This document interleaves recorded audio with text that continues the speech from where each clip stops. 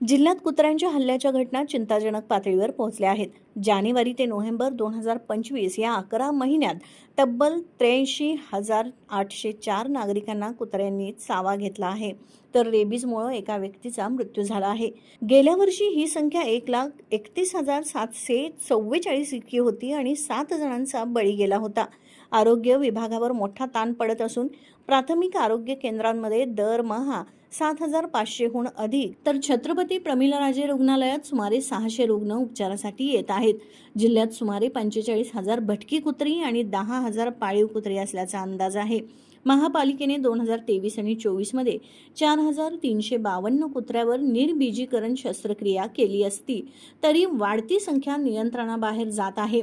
सर्वोच्च न्यायालयानं संस्थात्मक परिसरातून भटकी कुत्री हटवण्याचे आदेश दिल्यानं प्रशासनासमोर मोठं आव्हान उभं राहिलं आहे. नागरिकांची सुरक्षा राखत आणि प्राण्यांचे संरक्षण करत प्रभावी उपाययोजना करण्याची गरज निर्माण झाली आहे. टीव्ही नेक्स्ट मराठीसाठी कोल्हापूर प्रतिनिधी ऐश्वर्या पाटील.